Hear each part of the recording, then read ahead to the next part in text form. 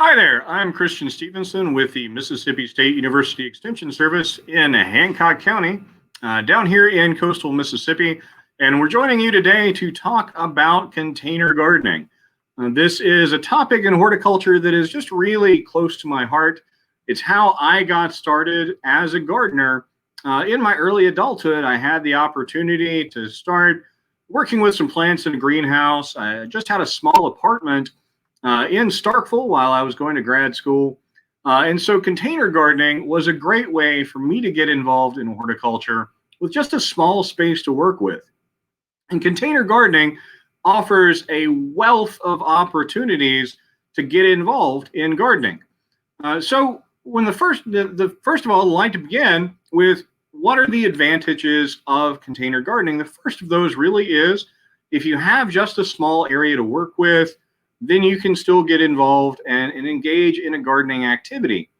Also, if you have an area in your home where you might need to use that area for more than one thing, if it's a social area, you can have those plants there, but it's all right in a container, just move them around as you need to and use that space for more than one purpose. One of the problems we frequently encounter when we're getting involved in gardening is not all the time is our soil just ideally what we would like to have. A lot of times the soil we're dealing with might have too much sand or too much clay. And just working in a container allows us to use the soil that we would like. And because of that, we can make sure that we're avoiding problems with soil compaction or sandy soils that can't hold water very well. Can also avoid problems with things like soil-borne pathogens that really just makes gardening a lot easier. So really very easy way to get started gardening. Another really great advantage of container gardening that I really enjoy is the plants that we enjoy outside, we can also enjoy inside. So container gardening is part and parcel with indoor plants. And so all of those plants that we're enjoying outdoors, we can bring in to brighten up our homes. Just one more advantage of container gardening is a lot of us enjoy plants that may not be ideally suited to the climate that we have here in Mississippi. So, plants that may be a little bit sensitive to the cold can be put in containers and grow there as long as the temperatures are right for them. But if the temperature is going to go low, we can take those plants and move them to a protected area and keep them safe through that cold event. So many advantages of container gardening and a great way to get involved in horticulture. Now, the first thing, of course, that you need when you're going to get involved in container gardening is a container. And there are a wealth of opportunities for different kinds of containers that you can use to get started. Probably the one that we think of when we start thinking about containers for plants is this old style terracotta pot, and they are absolutely wonderful for using for growing all sorts of different plants, work very well. There are a few things about terracotta pots that I would want to point out. The first is that, of course, as a clay material, they are fragile, so they can break, and that is something that you do want to keep in mind. They also weigh a fair bit, particularly the larger ones can be a little bit hefty and not quite as easy to move around in the landscape. One other thing that you want to be aware with terracotta pot is because it's porous, it's able to lose water not only from the bottom of the pot where it has drainage holes, but water can also seep out the sides of it. And so it's possible that the pot may lose water just a little bit faster in this kind of container than in some of the others that we work with. Now, certainly, there are just a fantastic variety of different kinds of containers out there, and plastic containers are one of the very common ones that you're going to run into, whether that be the kind of container that you might have purchased your plant in, which is perfectly fine. I'll keep these and clean them and reuse them, which is a great way to make sure we're not increasing waste. But all sorts of decorative options for containers that you can use in your landscape. So really effective. One of the great advantages of these plastic containers is that they are very light. They're also impermeable to water, so you're not going to have to worry about losing water out of the sides of them. Come in so many decorative options that it's almost certain that there is a plastic container that's going to be right for what you'd like to do. One other kind of container that I would like to mention today is kind of a little bit of a specialized kind of container, and that's called a sub-irrigated container. And just like what that sounds like, a sub-irrigated container, rather than being watered from the top down, collects water in a reservoir down in the bottom of that container, and that percolates upwards as the soil dries to get that water in contact with the plant's roots. I think sub-irrigated containers have a fantastic advantage. One of the most frequent questions I get about gardening in containers is, how should I water? And one of the most frequent things that I run into when someone calls me to have me come and take a look at a plant in a container is that that plant may have been overwatered. I see that even more commonly than I do with plants that might have been underwatered. So with a sub-irrigated container, you have that reservoir down in the bottom. When you fill that reservoir, that takes care of that. You really can't overfill that because there's a valve that allows that excess water to run out. And in that way, you make sure that you have the right level of watering. Really, the only disadvantage I can think of with a sub-irrigated container is, well, firstly, they can be a little bit more costly initially than just your regular pot. I think they absolutely make up for that in their utility and how great they are to work with in the landscape.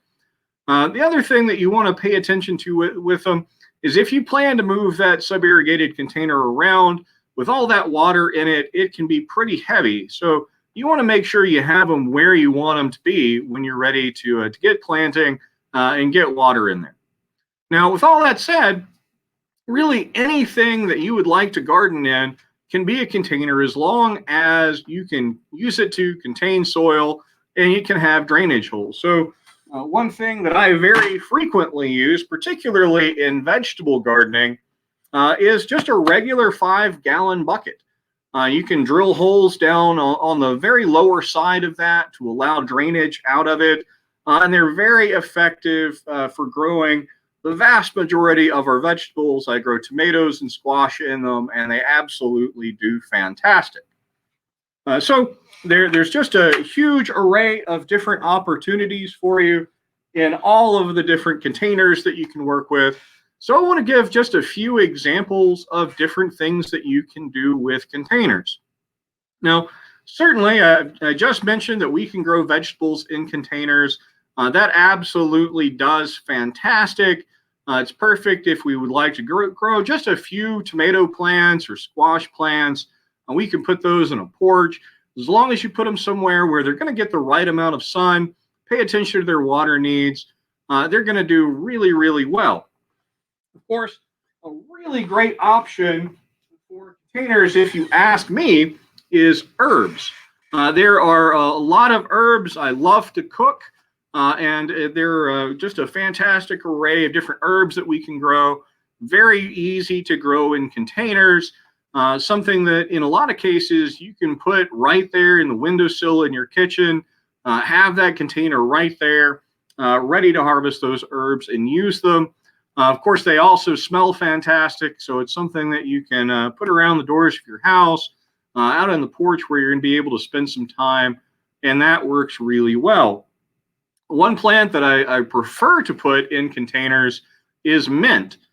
Mint has a little bit of a habit of spreading and trying to take over the entire garden. And so keeping it in a container like this keeps it contained. And so we can put this outside, where an area where I'm going to be able to see it, make sure I can harvest mint whenever I want it. But it's not going to be able to extend any roots outward, extend any runners outward, and try to take over the rest of my garden. Absolutely smells fantastic. This is a combination of regular mint and some chocolate mint, and it's just a really great thing to have in a container right here. Of course, there We also want to make sure that we mention flowers. And there are a fantastic array of flowers that we can use in containers, can bring a lot of just brilliant color into our landscape, can bring a lot of fantastic color into our homes as well. And one great thing to do with containers for flowers is to use combinations of plants. So you can have a combination of colors. You can have a combination of growth habits. So you can have a plant that raises upwards and rises up. You can have a plant that trails off.